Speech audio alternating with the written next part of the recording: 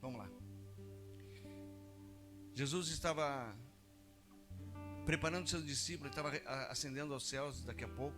Na verdade, ele estava ali, essa era a preparação para a oração sacerdotal. Seus discípulos achando, cara, como é que nós vamos ficar agora? O pastor vai embora. E ele libera essa palavra: não os deixarei órfãos, voltarei para vocês.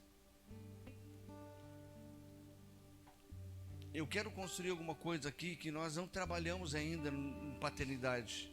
Então é necessário que o chimarrão não roube a palavra de vocês.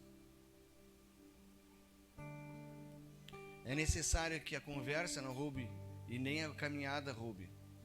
Porque eu quero trazer um fundamento aqui, um princípio aqui. Nós já falamos, inclusive esse final de semana, falamos muito questão da paternidade, a questão de como nós tratamos esse relacionamento com o nosso filho, e isso projeta como nós tratamos o nosso relacionamento com o nosso Deus, né? E nós estamos sabendo muito bem sobre essa questão, e isso tem uma grande influência. A forma que nós somos criados pelo nosso Pai reflete muito naquilo que nós, da forma que nós relacionamos com o nosso Deus. Mas eu quero falar agora a origem de tudo isso, a origem do espírito de orfandade. Então isso vai localizar você, e você vai entender que não é só a paternidade uma questão de relacionamento pai e filho, mas o relacionamento começou lá muito antes da criação. E quando você entende que o espírito de orfandade, ele não está só sobre aquele que teve problemas com seu pai, você vai entender que toda a terra está sendo influenciada por esse espírito.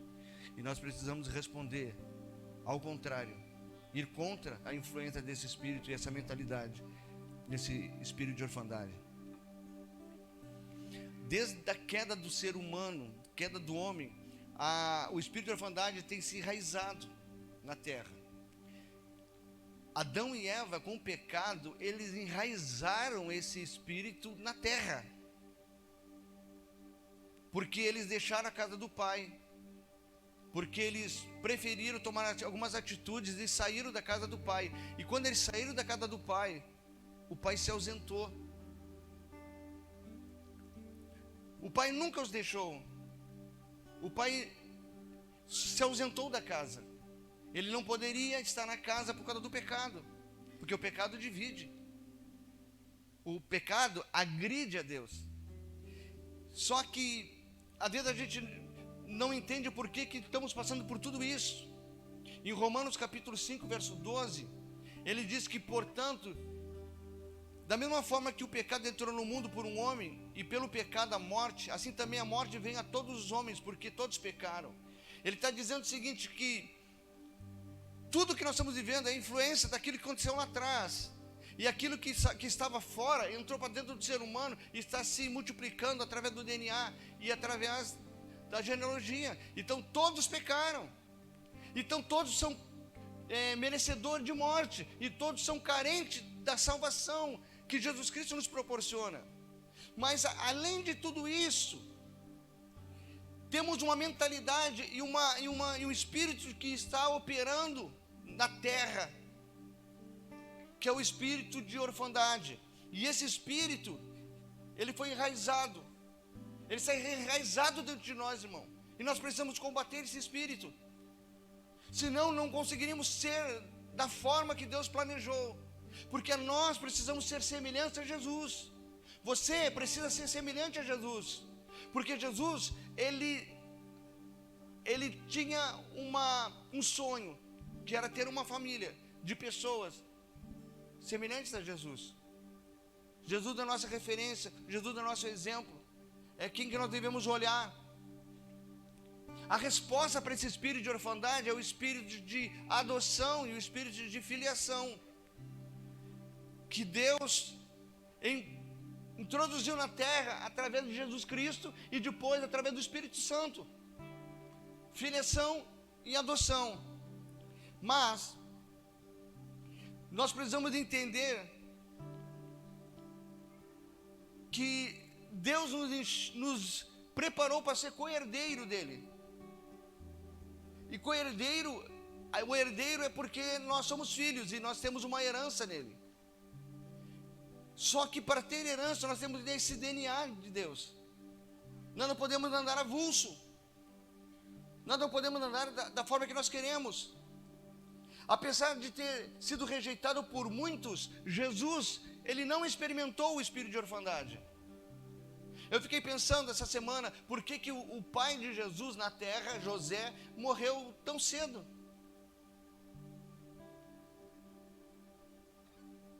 Naquele momento Jesus, eu não sei quantos anos, Jesus 30 anos já não estava o pai mais junto. Mas eu não sei o quanto tempo, a Bíblia não é clara nisso, mas Jesus ele ficou órfão na terra. Mas ele não tinha sobre si o espírito de orfandade, você vai entender. Mas ele experimentou um pouco da influência desse espírito de orfandade, só no momento. Jesus tinha conexão com Deus, ele nunca estava só, ele estava sempre em oração, ele não fazia nada por sua própria vontade, mas ele fazia o que viu o Pai fazer. Ele tinha uma conexão com os céus, ele estava em oração, ele estava em busca do Pai, mas um momento, ele ficou sob esse efeito do espírito de orfandade, um momento só, que foi na cruz. Porque naquele momento na cruz, Isaías 59:2 diz que uma das vossas iniquidades fazem separação entre vós e vosso Deus, e vossos pecados encobrem o seu rosto para que não ouça. Naquele momento caiu esse decreto sobre Jesus. Jesus estava levando na cruz a tua maldição, a minha maldição, os meus pecados, as minhas iniquidades, as nossas ofensas. E naquele momento Deus se separou de Jesus. E naquele momento ele sentiu a influência do espírito de orfandade. No momento que ele clama: Pai, Pai, por que me desamparaste? Ele sentiu sobre ele o que todo ser humano sentiu ou sente agora: a corrida e a busca por encontrar Deus. Constantemente chega pessoas no meu gabinete e dizem: eu não consigo sentir Deus como Pai, eu não consigo sentir Deus presente. Há um espírito de orfandade que empurra as pessoas para longe do Pai, para longe da casa, para longe do relacionamento. Então, Jesus estava na cruz, naquele momento ele sentiu que foi separado do Pai. E aquele foi o momento mais triste. Quando ele diz: aonde tu está, Pai? É um momento de dor, mas da dor maior é que o Pai não estava com ele naquele momento. E ele sentiu esse efeito do espírito de orfandade.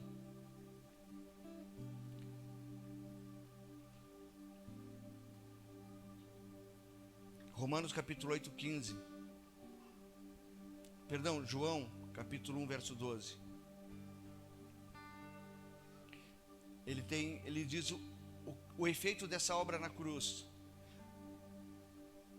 Vamos lá. João capítulo 1, verso 12. Ele diz que na medida que Jesus morre na cruz e ressuscita, ele libera uma alternativa contra o espírito de orfandade. Ele diz: contudo, aos que receberam, aos que creram em seu nome, deles o direito de se tornarem filhos de Deus. Jesus vai lá e rompe com uma maldição. Ele diz o seguinte: a partir de agora, se você receber e se você crer, ele te deu o direito de se tornar o que você não era, porque você estava afastado de Deus. Ali nós recebemos o direito de filiação. Então a relação do perdido entre o pai e filho lá no jardim foi restaurada pelo filho na cruz, o segundo Adão. Em Romanos 8,15 é o verso que a gente mais lê sobre paternidade. A gente diz o seguinte: pois vocês não receberam um espírito que vos escravize para novamente temer, mas receberam o espírito que o adota como filho, pelo qual nós clamamos: Abba, Pai. Há uma ação do Filho e há uma ação do Espírito para restaurar a filiação e para restaurar a adoção de filhos. Então muitos problemas é atribuído a esse espírito de orfandade em toda a terra. Agora, da onde vem esse espírito? Será que ele foi liberado na terra pela ação de Adão e Eva, espalhado na terra? Mas esse espírito é muito anterior a isso. Naquele momento, a terra estava sendo construída. A Bíblia diz que Deus constrói uma casa no Éden para Adão e Eva. E essa casa ele chama de jardim. Havia perfeição, plenitude. Era o melhor lugar de se criar filhos. Era o melhor lugar de viver, porque havia harmonia. O pai descia e tinha todos os dias relacionamento com os filhos. Isso chama-se paternidade. Ele tinha todos os dias relacionamento com seus filhos. A Bíblia diz que sempre na viração do dia, lá por volta de 18 horas, ele descia a terra e caminhava no jardim. E havia plenitude, havia presença, havia relacionamento, mas também havia alguém de fora que estava presenciando tudo isso. Alguém de fora que era órfão e que isso machucava a sua vida. Jesus, no momento, perguntado pelos discípulos como orar, como chegar até Deus, e até aquele momento, todos os ensinos eram nomes variados de Deus, segundo aquilo que Deus fazia. Yahvé, Jeová, Hashem, Jeová Rafá, Jeová Nissi, Setiqueno, eram vários nomes que eram falados de Deus. E eu me lembro que quando eu me converti, a gente tinha muito essa questão, e depois aqui no início da igreja, que é aquela questão profética, do shofar, do talite, e a gente usava aquelas expressões de Deus. Mas Jesus, ele quebra com todo esse desentendimento, essa procura de um Deus mais poderoso, uma palavra mais poderosa. Ele é perguntado pelos discípulos, os discípulos assim nos ensinam a orar, e ele diz o seguinte: você vai entrar no seu quarto, vai fechar no seu quarto, e você vai encontrar aquele que já está no teu quarto, ele já está lá te esperando, e você vai chegar a ele, e você vai dizer: Pai nosso que estás no céu. Ele está dizendo: você não se preocupa. Eu me lembro que chegou um irmão no gabinete uma vez, ele perguntando assim sobre o nome de Deus, o nome do Filho, ele dizendo: alguém na internet está dizendo que não é Jesus, é outro nome, outro falando de Deus, o apóstolo Luiz Hermínio falando que ele está num restaurante, e alguém chega e está em crise, um garçom está em crise, dizendo assim: disseram que Deus vem da palavra Zeus, e eu tenho medo de pronunciar aquele negócio todo, e ele chega e diz para esse menino: olha, na verdade é o seguinte, existem várias palavras, mas existe uma ensinada por Jesus, e essa palavra é a palavra que ele gosta de ser chamado: Pai. Aí nós entramos no entendimento do amor do Pai, aonde Adão e Eva teve os primeiros dos primeiros. Adão e Eva, vamos falar em Adão. Adão, quando ele é criado, a primeira voz que ele ouviu foi a voz do Pai. A primeira imagem que ele viu foi a imagem do Pai. O primeiro toque que ele sentiu foi o toque do Pai. E a primeira emoção que ele sentiu foi o amor do Pai. Da mesma forma, Eva, a mulher, ela também, o primeiro toque, o primeiro olhar, a primeira palavra, o primeiro sentimento foi do Pai. O Pai pega a mulher pela mão e leva até o seu filho. Então, mulheres, o primeiro toque, o sentimento, o olhar, a emoção não é do seu marido. O primeiro toque que a Eva recebeu, a primeira emoção, o primeiro carinho, não foi do marido dela, foi do Pai. Não entregue o seu coração para qualquer pessoa. Você tem um Pai, e o Pai sabe quem é o melhor para você.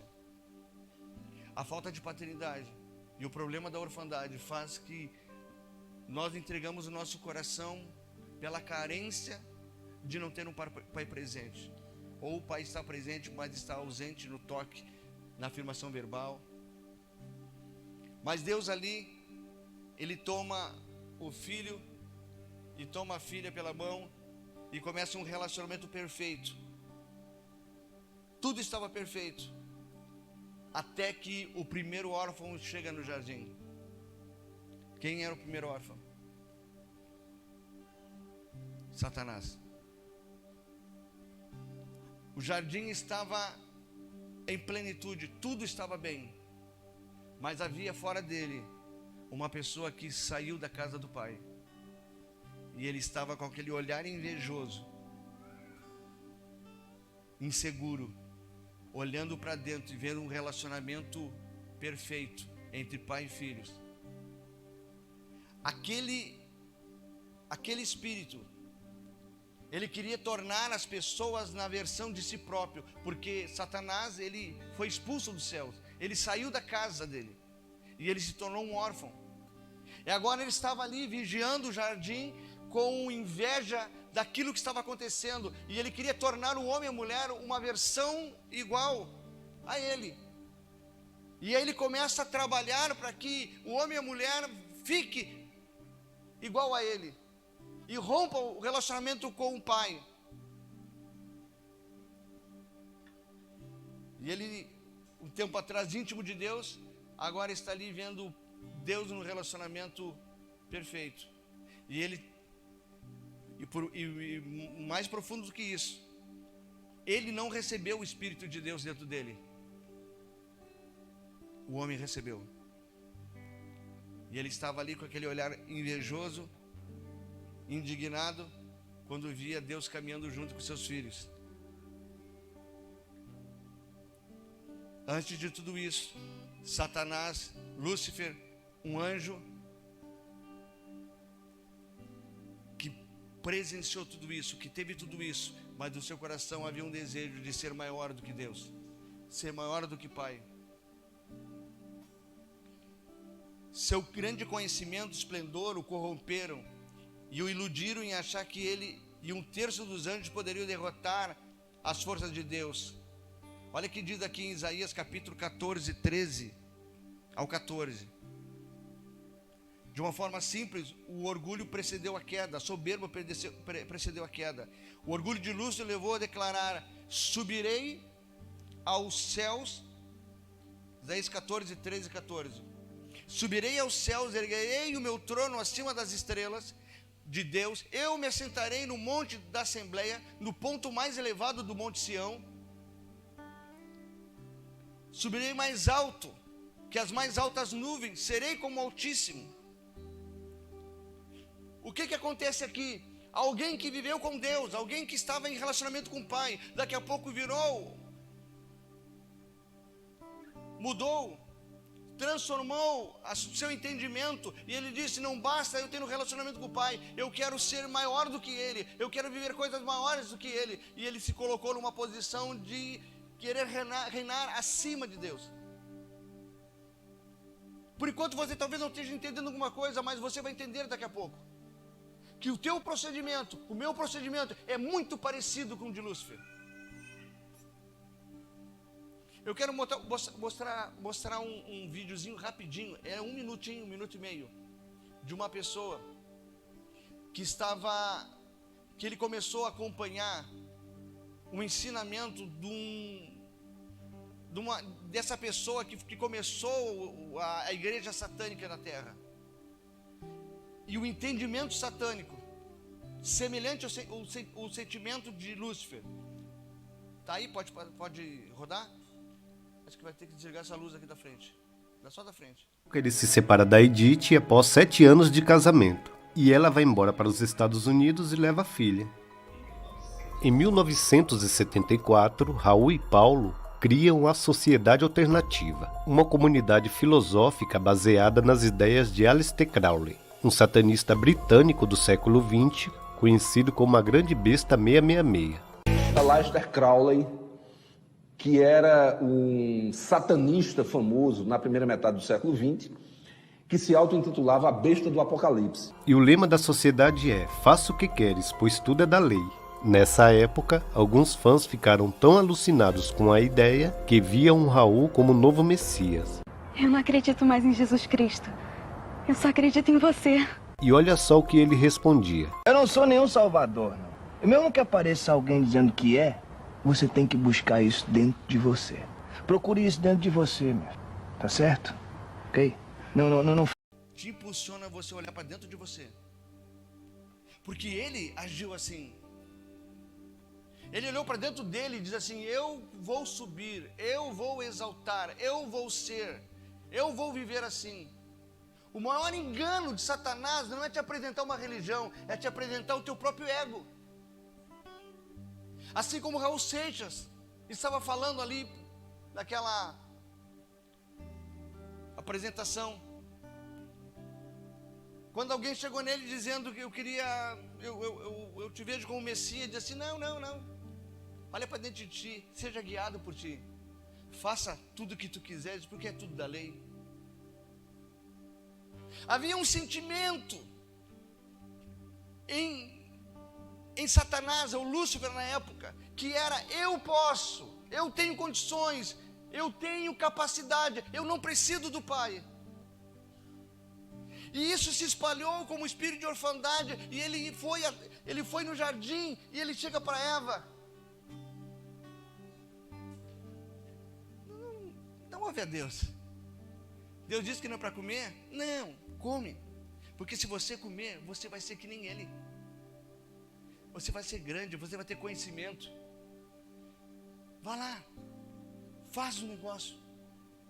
Você tem capacidade. Você vai ser alguém. Não espera pelo Pai. Esse sentimento estava no coração do primeiro órfão, que foi chamado de Lúcifer. Um espírito que estava operando, uma mentalidade que estava operando, dizendo: não confie no Pai. Não ouça o que ele fala. E esse espírito, irmão, se espalhou de uma forma. E esse espírito se espalhou de uma forma na terra por causa disso, colocando sempre os filhos em oposição ao Pai. Não somente o filho em oposição do Pai biológico, mas também espiritual. Porque tudo que nós fizemos através do nosso ego.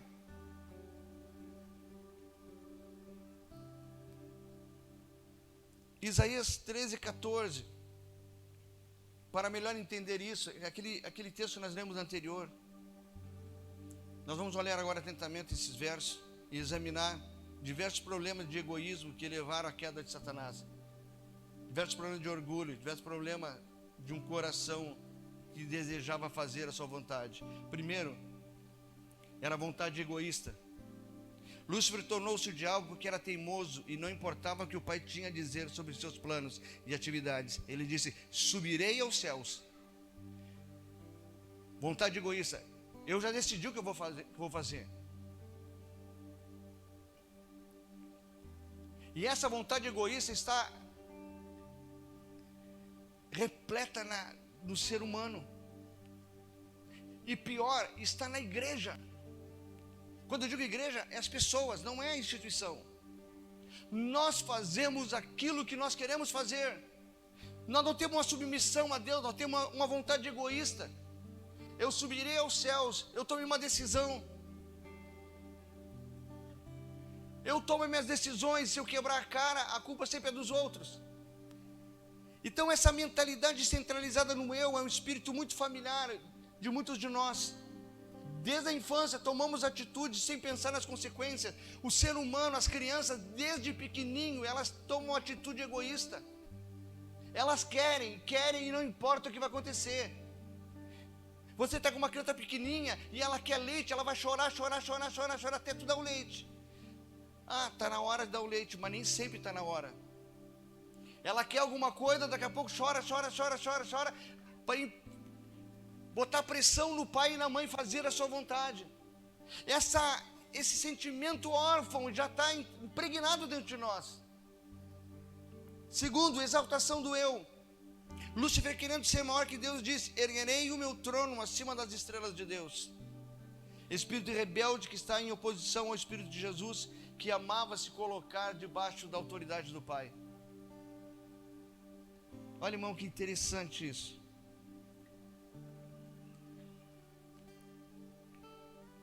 Jesus estava disposto a submeter até a morte. O diabo, ao contrário, achava que não era necessário seguir a Deus. E ao contrário, Lúcifer quis fazer Deus se submeter a ele. E não é que muitos de nós fizemos hoje. Nós queremos entregar o dízimo porque Deus vai submeter a nossa vontade agora. Eu entreguei o dízimo, agora tu tem que me abençoar. Um sentimento órfão dentro de nós. Uma pretensão de achar que nós podemos mandar a Deus. Mandar em Deus. Fizemos campanhas, fizemos o dia da libertação. E nesse dia, Deus vai libertar. Nós fizemos promessa, nós subimos um monte com água e dizendo eu vou orar. E agora Deus vai fazer. O sentimento órfão, o sentimento de orfandade que veio lá da queda. Achando que a gente é capaz de mandar a Deus. De fazer pressionar a Deus a fazer aquilo que nós queremos fazer. Queremos receber. Há um sentimento entronizado em nosso meio. O outro sentimento, autoproclamação. Lúcifer, autor do espírito de orfandade, queria governar a terra. E ele declarou: erguerei o meu trono. Quando os filhos de Adão, carregando o espírito de orfandade, se espalharam por toda a terra, eles desejaram construir seus próprios reinos e seus próprios sistemas de governança, sem considerarem que estava alinhado, que precisava estar alinhado com o Pai que está nos céus. Não era o espírito que estava sobre Nimrod? Vamos levantar uma torre, nosso nome será grande. O mesmo espírito que estava sobre Lúcifer, o mesmo espírito que atua hoje. A minha igreja vai ser a melhor igreja. Nós vamos abrir igreja em todo o país e nosso nome será grande. O nosso ministério vai ser pautado por um ministério que vai tocar as nações. Não, irmão, esse sentimento não é de Deus, esse sentimento vem do coração da orfandade, do coração do primeiro órfão. O espírito de orfandade está dentro da igreja. O meu ministério.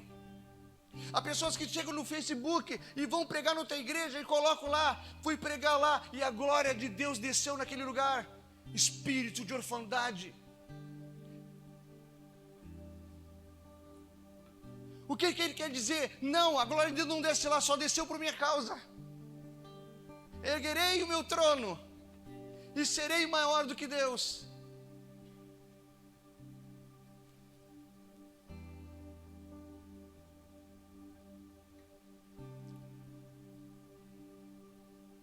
Mateus capítulo 4, verso 10. Satanás leva Jesus ao alto do monte e oferece para ele uma alternativa mais rápida de reinar sem se submeter a Deus.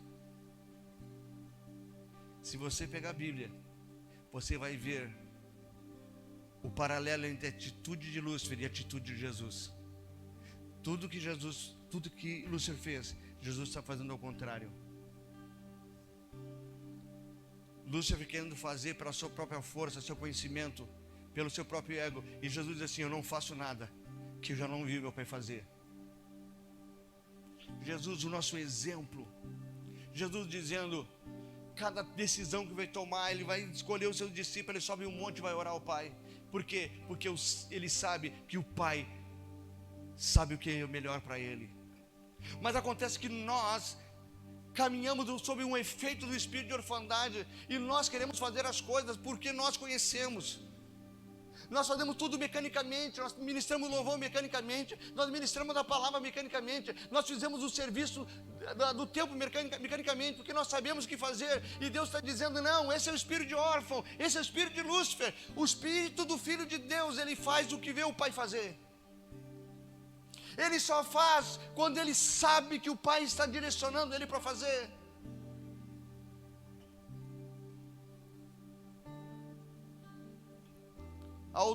Autodivinização. Finalmente Lúcifer disse: serei como o Altíssimo. Perceba que ele disse: eu farei, ao invés que sua vontade seja feita.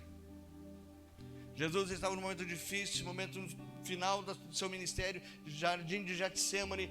Ele sabia que ia subir daqui a pouco a cruz, sabia que ia ser preso, sabia que ele ia sofrer, sabia que ele ia ser machucado. E ele disse para o Pai: Pai, se possível, passe de mim esse cálice, mas não faça a minha vontade, faça a tua vontade. Exemplo de filho, exemplo de pessoa que não é comandada pelo espírito de orfandade.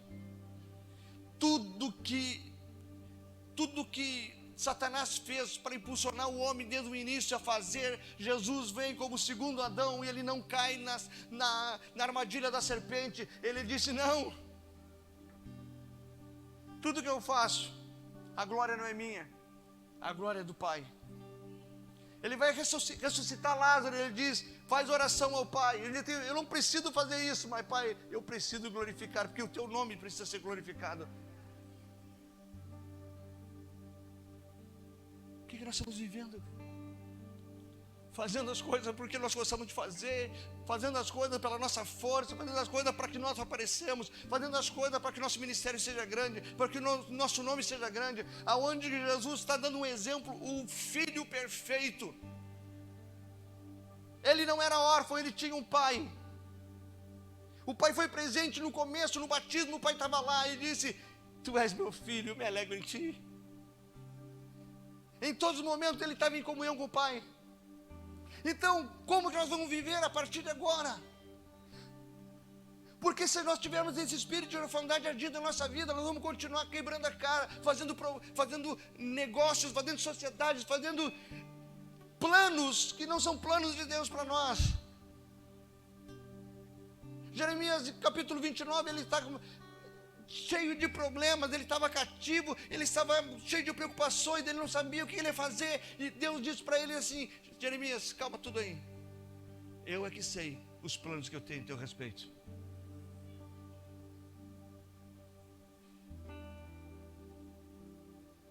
É Deus que sabe os planos que tem ao teu respeito.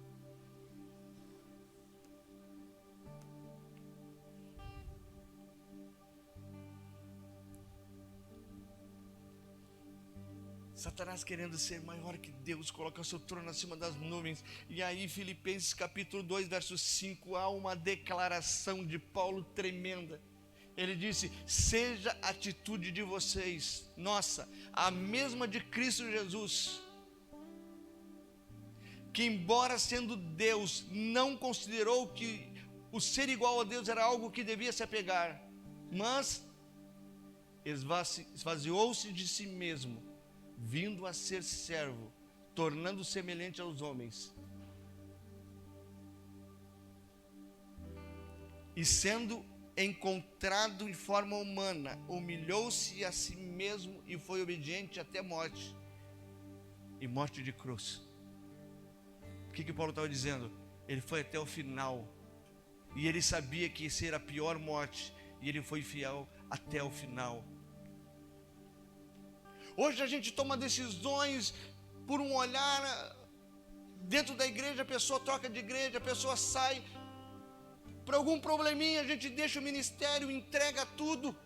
A Bíblia diz que Jesus se humilhou, se esvaziou de si mesmo. Ele disse: eu não acho que ser Deus é importante nesse momento, porque o Pai me enviou a ensinar os filhos a depender dele. Ele se esvaziou, tomou a forma de servo e foi até o fim.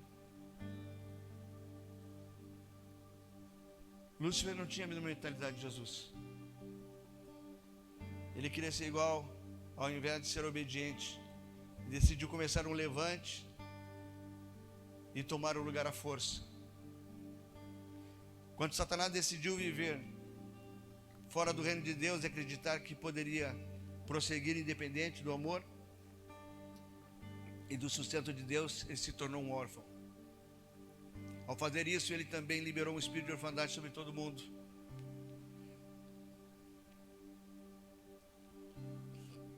Sabe qual é o objetivo de Jesus para você?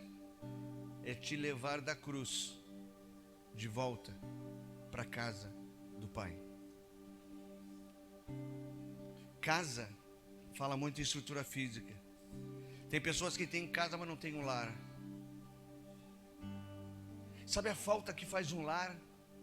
Sabe o que está acontecendo no mundo inteiro? Aonde 1/3 da população não tem o pai. E mais do que isso, às vezes não tem um lar.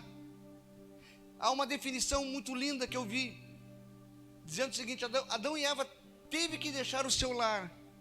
E o lar não é somente uma estrutura física, mas um lugar que existe a segurança do amor incondicional. Olha que profundidade isso. O lar, você tem a segurança de ser quem você é. Eu termino o culto, eu estou louco para voltar para o meu lar. Porque meu lar, eu sou quem eu sou. O lar, eu tenho meus filhos. O que o Pai está querendo fazer você é voltar para o lar. É voltar para a comunhão. É voltar para a transparência.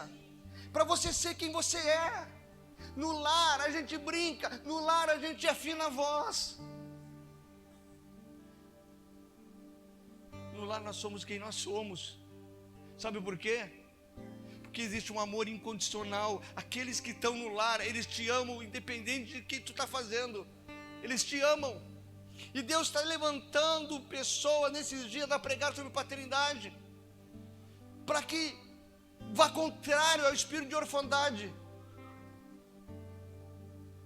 E que essas pessoas tenham não uma casa, mas tenham um lar. Esse lugar, ele pode ter uma estrutura física, pode ser um bom prédio, ele pode ser algo que nos traz prazer, mas ele precisa ser um lar, onde eu me sinto bem, onde o Pai está, e eu junto a Ele, eu vou viver tudo aquilo que Adão e Eva viveu no Éden. Por isso que no final de tudo, quando Jesus é ressuscitado, está ali Maria Madalena chorando e chorando, porque ela queria ver Jesus. Ali a representação da igreja chorando e clamando nos últimos dias, dizendo: eu quero ver Jesus, eu quero ver Jesus, volta Jesus. E a Bíblia diz que Jesus para atrás dela, e ela olha para Jesus achando que é o jardineiro. O que estava acontecendo ali? Quem era o primeiro Adão? Um jardineiro. Quem é o segundo Adão? Um jardineiro. Ele está dizendo: eu vim cumprir aquilo que Adão não cumpriu. Eu venho cultivar, eu venho cuidar da terra, eu venho cuidar da família, eu venho preparar a casa para que vocês tenham um lar.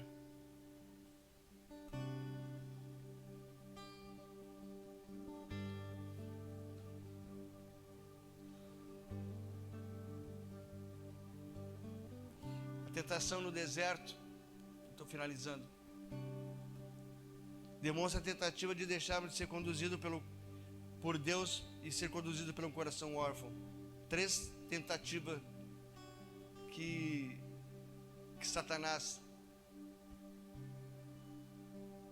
levando Jesus a lugares estratégicos, tentou ali. Primeiro ele diz, Mateus 4:3, ele diz: se você é filho de Deus, a grande questão de Satanás não é que tu é o ministro do Evangelho, tu é o cantor, compositor. O grande problema de Satanás é se você é filho. Porque se você é filho, você é herdeiro. E se você é filho, você tem herança. Se você é filho, você tem relacionamento com o Pai. E ele disse: se você é filho de Deus, manda essas pedras transformadas em pão. Ele está dizendo o seguinte: viva pela necessidade. Ele está dizendo: você tem fome? Dá um jeitinho. Viva pela necessidade. Olha essa pedra aqui, ó. Manda. E ela vai se transformar em pão. Jesus está dizendo para ele: não, eu não vivo pela necessidade. Eu vivo pela palavra de Deus. Eu vivo pelo que o Pai fala. Não se mova pela necessidade. Segundo, ele pergunta: se você é filho de Deus, jogue isso daqui para baixo. Está dizendo: deixa ser guiado pelo ego. Faça demonstrações de poder. Mostre que você é o cara. Entona a tua voz nessa noite. Mostre que você é, que realmente você não é.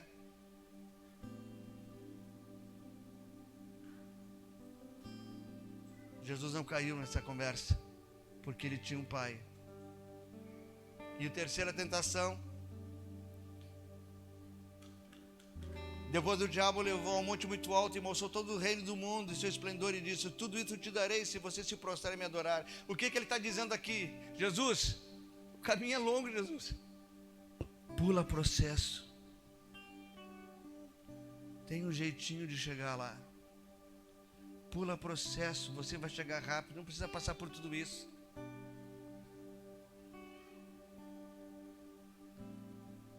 Jesus sabia quem ele era. E o que ele era? Ele era filho. Eu quero mostrar mais um videozinho para vocês, pequenininho, da influência, o problema da falta de paternidade, do rompimento da aliança.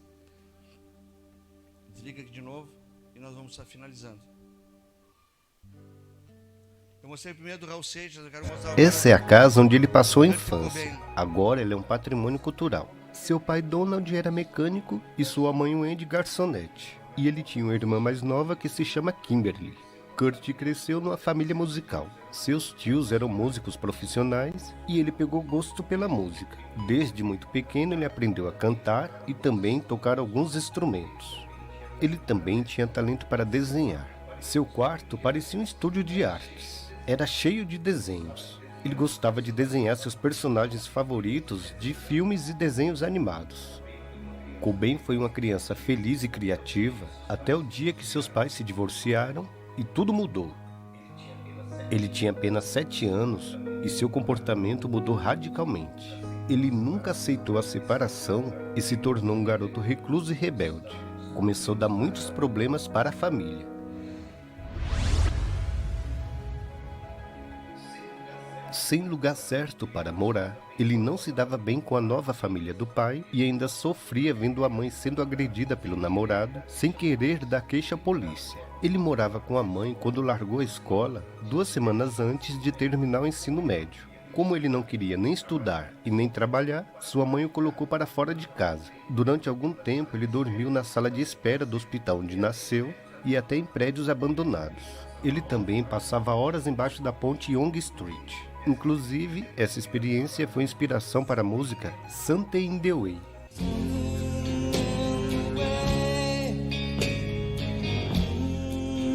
Em 2011, o local virou Parque Memorial Kurt Cobain. Eu fiz uns cortes, primeiro da vida de Raul Seixas, que morreu depressivo, drogado, e também Kurt Cobain, que os jovens conhecem muito bem aí,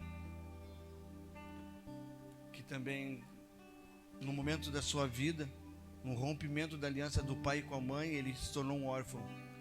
E toda aquela caminhada de felicidade, de um futuro que estava se aproximando, era bom naquilo que fazia, fez que ele se tornasse uma criança rebelde. Tudo isso para mostrar para vocês o efeito do espírito de orfandade, capaz de transformar pessoas, capaz de transformar vidas, capaz de transformar famílias. Esse espírito atua dentro de famílias, mas atua em toda a terra. Quando eu estava olhando os vídeos sobre alguns artistas que morreram, eu via claramente quanto eles foram machucados durante a sua vida, por causa de pais ausentes. Então nós temos uma grande responsabilidade de não seguir a cultura deste mundo. Por mais que você ache que o casamento está com algum problema, não esqueça que você vai liberar um espírito no coração do seu filho, que talvez já esteja no seu coração. Mas acima do relacionamento pai e filho, que a gente já falou exaustivamente, inclusive agora, no final de semana, eu quero falar sobre esse espírito de orfandade que está enraizado no nosso coração, desejando as mesmas coisas que Lúcifer desejou lá antes da criação. Autoglorificação, autodivinização,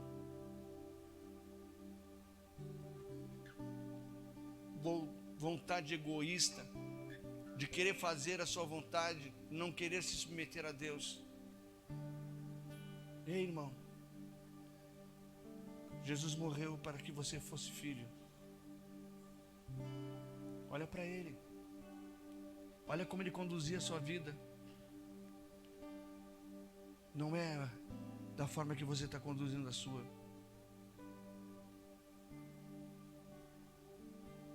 E talvez esse espírito de orfandade está muito mais forte na igreja que o próprio Espírito de Deus. Cada um querendo viver independentemente. Não temos mais uma igreja que está junta, nós estamos juntos. É nós. Eu não estou falando da coinonia, estou dizendo da igreja, da terra. Cada um corre para um lado, cada um tem seus próprios objetivos, suas próprias vontades, uma vontade egoísta que começou lá em cima. Ninguém está lutando pelo reino de Deus, mas está lutando pela sua própria vontade. Então nós estamos órfãos. Demos ouvido à serpente.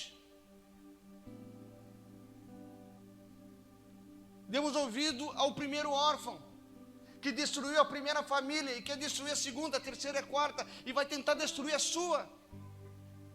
Porque tem um órfão invejoso com um olhar, olhando para dentro da sua casa, e você, se você for feliz na sua casa, ele vai querer destruir a sua família.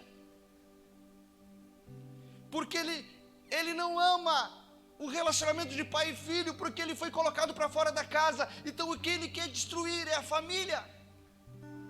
Porque quando ele olha para o relacionamento do pai com o filho, ele se lembra do que ele perdeu, e ele fará de tudo para destruir.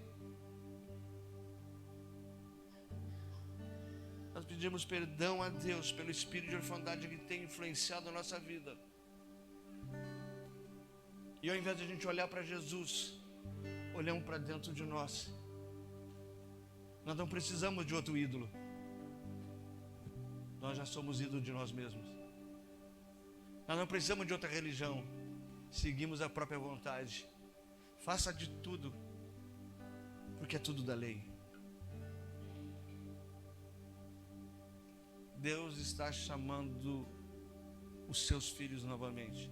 A natureza espera ansiosamente, com dores de parto, gemendo. O que? O crescimento da igreja? Não. A manifestação dos filhos submissos, que olham para o pai, que na hora que vão decidir, dizem assim: cara, eu não posso repetir o que Lúcifer fez, eu preciso olhar para ti, pai, o senhor sabe que é o melhor para mim.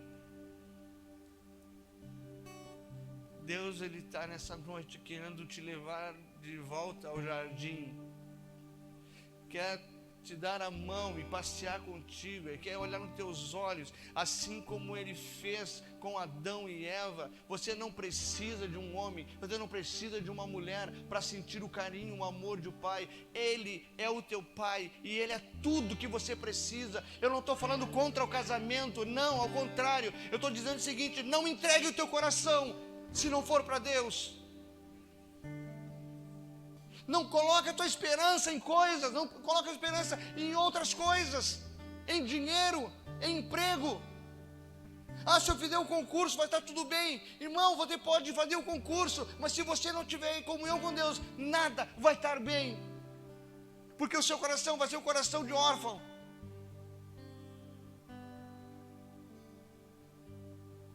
Deus, Ele te chama. Deus, Ele te chama a um relacionamento. Uma visão aqui diz: há uma árvore frondosa atrás do Senhor, bem no centro do altar.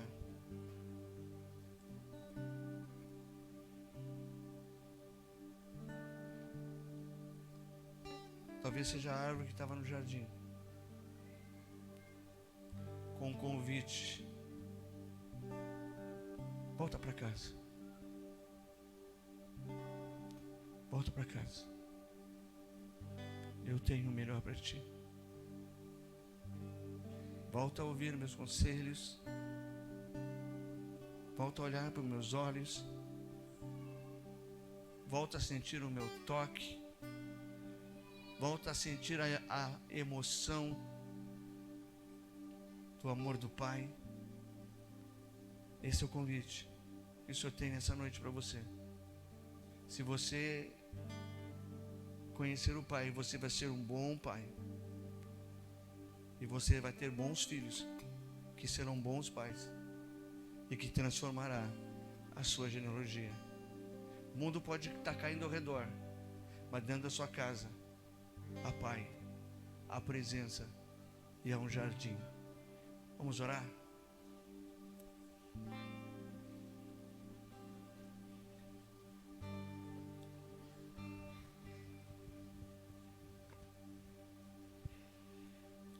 Senhor, nos livre de um espírito antigo, uma mentalidade antiga, que foi liberada lá no céu, na rebeldia de Lúcifer. Ele não quis mais submeter, ele queria ter um trono maior que o seu, mais alto que o seu. Ele tomou decisão: eu vou subir aos céus. Ele estava sendo comandado pela sua própria vontade. Mas o Senhor nos chama de filhos. Jesus conquistou na cruz a filiação, o caminho de volta. Mas o Espírito de adoção, o Espírito Santo, Ele está sobre nós, disponível àqueles que querem. Aqueles que não querem mais ser envolvidos e conduzidos pelo espírito de orfandade, mas aqueles que querem ser conduzidos pelo Espírito de Deus, porque o texto que nós lemos anteriormente diz assim: aqueles que são conduzidos pelo Espírito de Deus são filhos de Deus. Por isso que nós temos uma igreja fraca, uma igreja frágil hoje em dia, no mundo inteiro, porque ela está sendo conduzida pelo espírito de orfandade, pelo seu próprio ego, pela sua própria vontade. Enquanto Jesus diz: eu só faço aquilo que eu vejo meu Pai fazer. Quando pergunto para Jesus: alguém está pregando no teu nome, curando no teu nome, ele diz assim: ninguém recebe se do céu não descer sobre ele. Jesus sabia quem ele era, e o que ele era filho. Tem alguém aqui que quer voltar para Jesus? Tem alguém aqui que quer voltar para Jesus? Tem alguém aqui que está afastado, que não está em uma comunhão plena, está comandando a sua vida, e nessa noite foi tocado e quer dizer assim: Senhor, eu quero voltar aos teus braços, eu quero voltar ao relacionamento, eu sou filho, eu não posso conduzir a minha vida da forma que eu estou conduzido. Se tem alguém nessa noite, eu quero orar por você.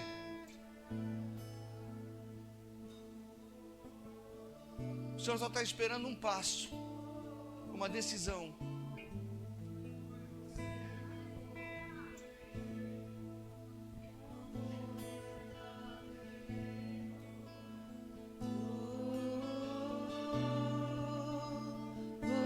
A decisão é para corajosos.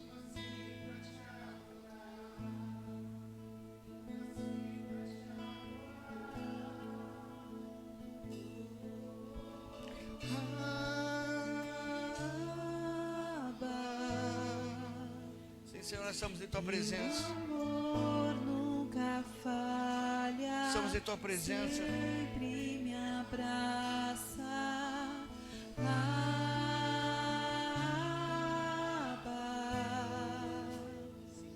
Teu amor nunca falha. Sempre. Talvez você não já está em Cristo e você não quer vir à frente porque você está com vergonha de dizer que eu estou na igreja, mas eu não estou em Cristo. Mas eu quero te falar nessa noite: talvez você esteja em Cristo, mas você não esteja no Espírito.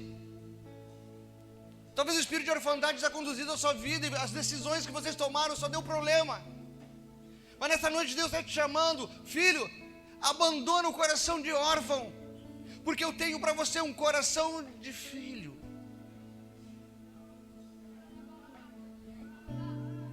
Deus é o teu Pai, mas você precisa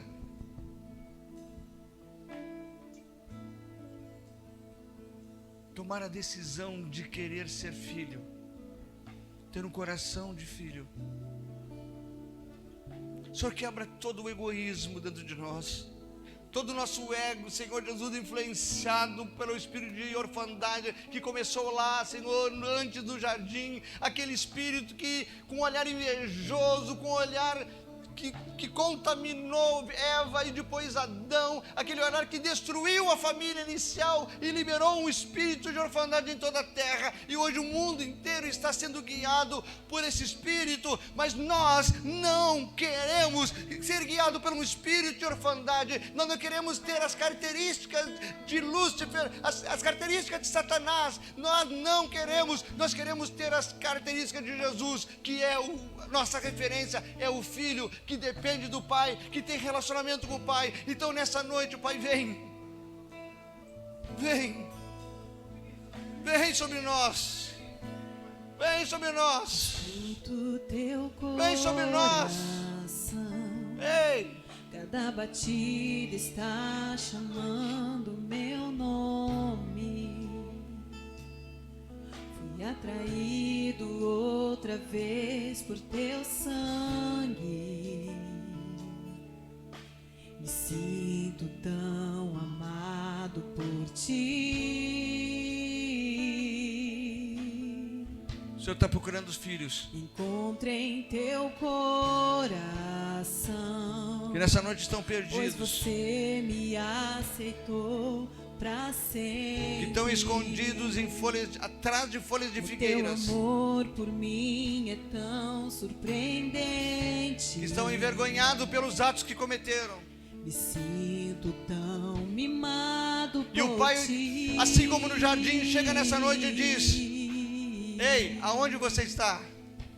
É tão belo saber que eu sou filho. Volta para casa, volta para casa. E que tem Porque o Senhor não tem somente uma casa, Ele tem um lar com amor incondicional para entregar a você. Melhor que escutar tua voz Dizendo nossa comunhão é eterna. Oh, oh, oh. Você me amou primeiro com amor verdadeiro.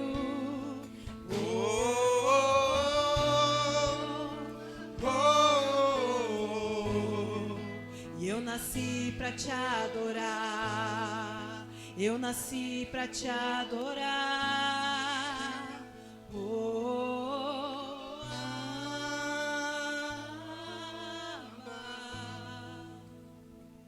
teu amor nunca falha, sempre me abraça. Espírito de Deus, o que o Senhor Jesus disse: eu não vos deixarei órfãos. Ele disse que enviaria o Espírito de adoção. Então, Pai, nessa noite, envia o Teu Espírito entre nós. Espírito de adoção. Eu te peço, Senhor, que pessoas sintam o abraço do Pai, que pessoas sintam o toque do Pai nessa noite. Talvez você não venha na frente, mas você está no seu lugar. Eu peço que você feche os seus olhos, não olhe para outra coisa, mas busque e diga o quanto você quer Ele, quando você precisa do Pai em sua vida, e diga: Pai, o Senhor pode me tocar novamente?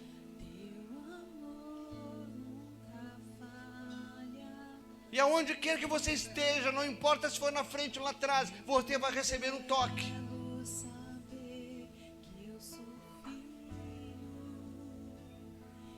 Vem, Jesus. Eu oro, Jesus, por cada um que aqui na frente, o Senhor deu um passo muito importante, dizendo: eu preciso voltar para o lar, eu preciso voltar para casa, eu preciso ter um lar, e só o Senhor, estando na casa, eu vou ter um lar. Então, Pai, em nome de Jesus, quebra-se todas as correntes, todos os grilhões, tudo aquilo que prende, seja livre. Você me amou primeiro. Abra o teu coração, não fica com a boca fechada. Fala para Deus o quanto isso está te machucando. Eu nasci para te adorar. Eu nasci para te adorar.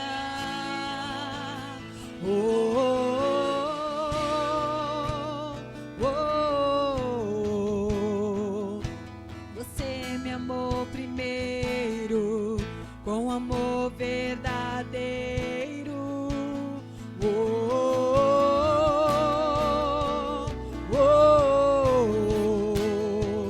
Eu nasci pra te adorar, meu prazer é te adorar.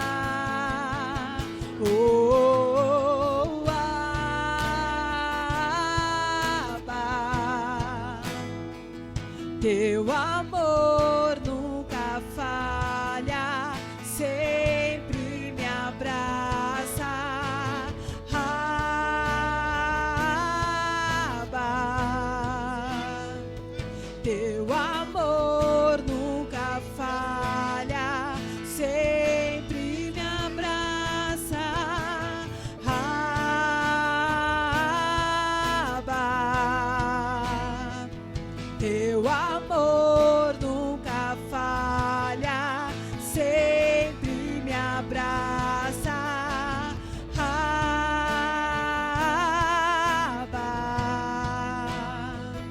teu amor nunca falha, sempre me abraça. É tão belo saber que eu sou filho e que tenho lugar em tua mesa.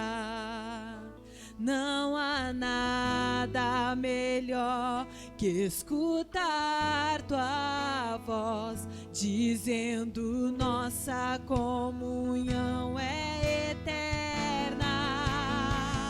É tão belo saber que eu sou filho e que tenho lugar em tua mesa. Não há nada melhor que escutar tua voz dizendo nossa comunhão é eterna.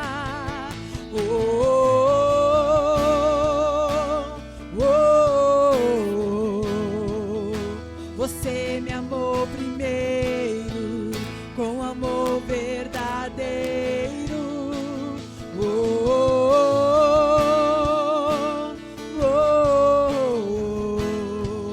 E eu nasci pra te adorar, meu prazer é te adorar.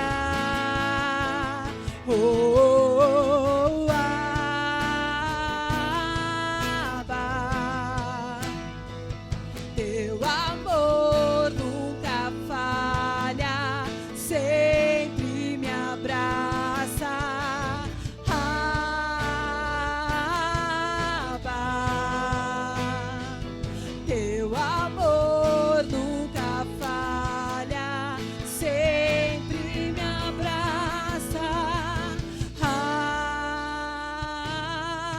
Abba, teu amor nunca falha, sempre me abraça.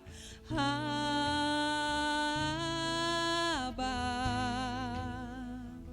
teu amor nunca falha, sempre me abraça.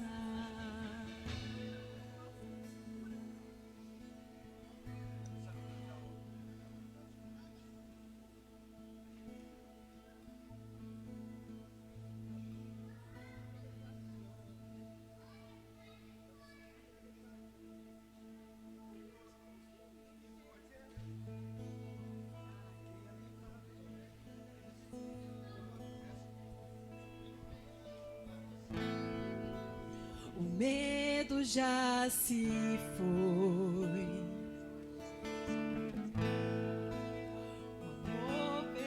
Se alguém não recebeu oração, vem mais para frente para receber. Escravo não sou mais.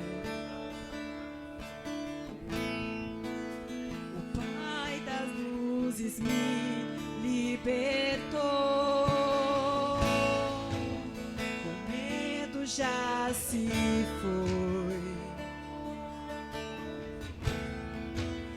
O amor perfeito fora o lançou. Escravo não sou mais. O Pai das luzes me libertou. Fui adotado como filho. Sou co-herdeiro com Jesus Cristo. Tenho uma grande família. Batizado por teu Espírito. Fui adotado como filho. Sou co-herdeiro com Jesus Cristo. Tenho uma grande família. Batizado por teu Espírito. Clamamos, clamamos. Abba, Pai. Clamamos Abba, Pai. Nós somos seus. Para sempre, Pra sempre ser.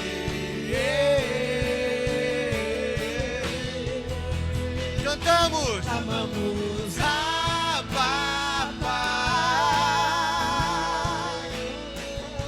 Clamamos. Abba, Pai. Nós somos teus. Podemos aplaudir o Senhor. Pra